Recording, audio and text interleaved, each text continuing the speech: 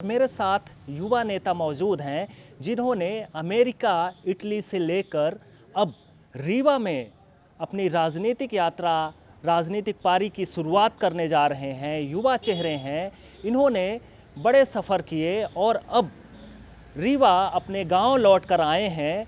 यहाँ पर राजनीति की एक मिसाल कायम करने की कोशिश कर रहे हैं। तो आइए बात करते हैं प्रखर प्रताप सिंह से। इन्होंने क्या विज़न को लेकर यहाँ पर पॉलिटिक्स की शुरुआत की है। स्वागत है एमपी तक पर। आप विदेश से लौट कर रीवा आए हैं, इसके पीछे क्या मंशा रही? देखिए, मैं ईश्वर की कृपा थी कि मुझे उच्च शिक्षा अच्छी जगह प्राप्त करने का मुझे मौका मिला। मगर जिसे कहते हैं कि अगर आप जीवन में कुछ भी काम करते हैं, अगर आप उससे संतुष्ट नहीं हैं, एंड ऑफ द डे वो चाहे वो देश हो उसकी कारण, चाहे वो लोग हो उसकी कारण, तो उसी वजह से मेरे बब्बा जी श्री निर्मल सिंह जी सबसे बड़ी प्रेरणा है मेरे लिए। और जो उनके कार्यशैली में मैंने जो उनको लोगों का समर्थन देखा है उनके प्रति, उन चीज़ों से मुझे ऐसा आभास था कि मुझे भी इन्हीं चीज़ों से एक संतुष्टि मिलती है। हाँ, ये एक त्याग की बात है क्योंकि जनसेवा एक बहुत ही कठिन काम है। इसमें काफ़ी गंभीरता है और लोगों की जो आशा है उसको झूठे वादे ना करना, उनकी उम्मीदों को जगाए रखना, उनकी मदद करना, ये एक ही बहुत ही गंभीर विषय है। तो विदेश में मैं ज़रूर था, पढ़ाई भी करी, नौकरी भी करी, मगर उसको अब थोड़ा साइड रखा जाए क्योंकि वो एक फ़ेज़ था मेरी लाइफ का जिससे आज मैं काबिल बना हूँ और आगे की सोच रखना, आगे की ज़िंदगी जीने के लिए हमेशा ही काबिल रहूँगा। मगर राजनीति जो है, जैसा कि मैंने कहा कि मेरे परिवार में कोई भी राजनीतिक अनुभव नहीं है मेरे परिवार में, मगर जनसेवा का पीढ़ियों से अनुभव है और राजनीति बनी ही है जनसेवा के लिए।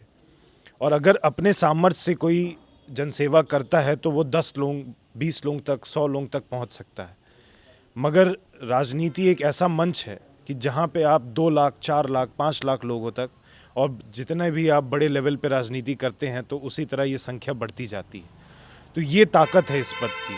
तो जनसेवा उस पैमाने पे अब मुझे करनी थी और मेरे पास मेरे बब्बा जी का आशीर्वाद है और बजरंगबली का भक्त हूँ मैं। तो इसी वजह से अब इस चरण पे आ चुका हूँ कि मैं अब इतनी कम उम्र में इतना बड़ा कदम लिया है, मगर ये कहीं और नहीं लिया है, किसी भी जगह जाके, अपने घर में, अपनी विधानसभा में, रायपुर करचुलियान का निवासी हूँ मैं और अधिकार के साथ वहाँ पे मैंने ये निर्णय लिया है। दून में प्रारंभिक शिक्षा, अमेरिका और इटली में आर्किटेक्ट की डिग्री, करोड़ों की नौकरी कर रही है आपने। फिर ऐसा क्या जुनून था कि राजनीति में आपको क्या संभावनाएं दिखी, या फिर आप जो है सिर्फ जनसेवा के लिए यहाँ पर आए? सर, हाल ही में मैंने एक बात कही थी कि जब एक बच्चा पैदा होता है तो उसमें एक बॉल, समझ लीजिए एक बॉल, कटोरी में उसमें संस्कार डाला जाता है। उसमें लड़ाई करने की, मतलब सामने को, दुनिया को फेस करने की चीज़ें डाली जाती हैं और भी काफ़ी सारी चीज़ें डाल के उसे पालन पोषण करके बड़ा किया जाता है। तो शायद उसी घोल में एक महक है जो मेरा जीवन का जो घोल है उसमें एक महक है कि मैं अपनी पहचान से, देखिए, दूर न कभी भागा था, न कभी भाग पाऊँगा। तो जो मेरी पहचान है, जो ये विधानसभा, ये मेरी पहचान है क्योंकि ये मेरा घर है।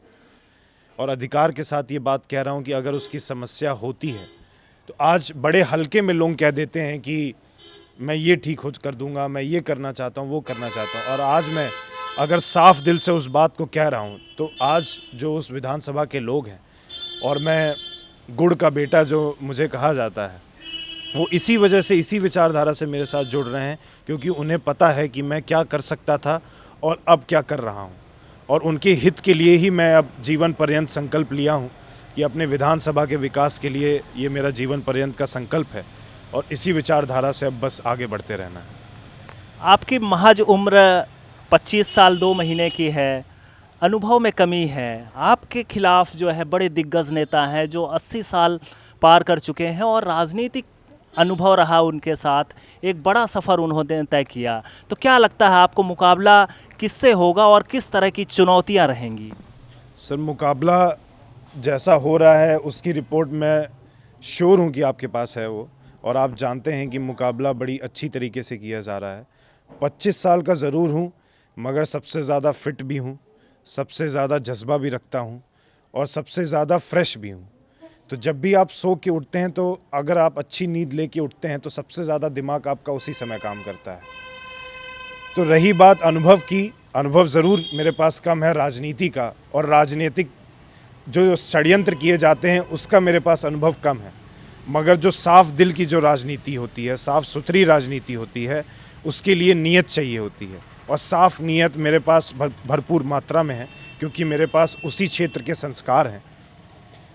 और ये मैं आपको बता दूं कि अगर आप कह रहे हैं कि इतने समय से वो हैं और भाजपा के प्रतिनिधि हैं, कांग्रेस के प्रतिनिधि, मतलब कांग्रेस की प्रत्याशी हैं और भी अन्य पार्टियों के प्रत्याशी हैं, मगर ये मान सकते हैं कि अगर वो इतने समय से भाजपा को मौका क्षेत्र ने दिया था और हमारा परिवार भी उनको मौका दिया है पिछले वर्षों में, तो उनसे हिसाब मांगा जाए कि उन्होंने क्षेत्र में काम क्या किया है।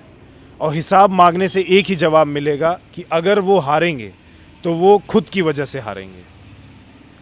तो आप समझ रहे हैं, अगर भाजपा कांग्रेस क्षेत्र में नहीं जीतती है तो वो अपनी खुद की वजह से नहीं जीतेगी, क्योंकि अगर जब किसी को इतने मौके दे दिए जाते हैं और क्षेत्र को जिस स्थिति में क्षेत्र है उस स्थिति में क्षेत्र रहता है, तो आप लाख प्रयास कर लो, जीत थोड़ी मुश्किल तो हो ही जाती है।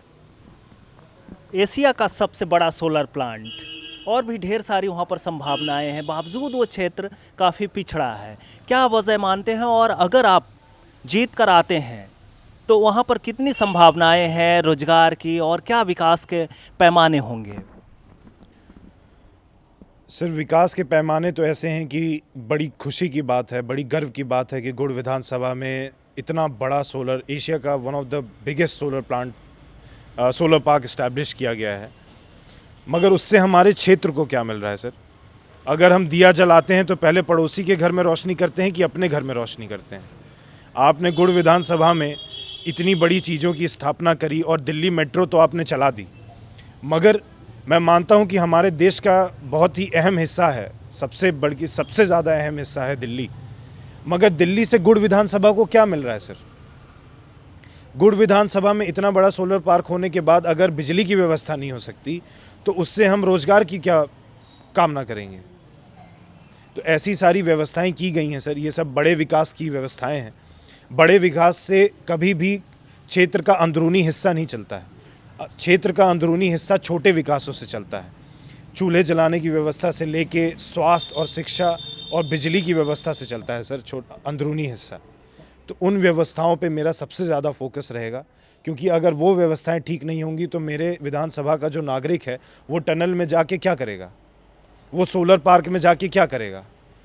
सोलर पार्क में रोज़गार का सिर्फ एक ही काम है कि वहाँ पे सोलर प्लेट्स को धुलना।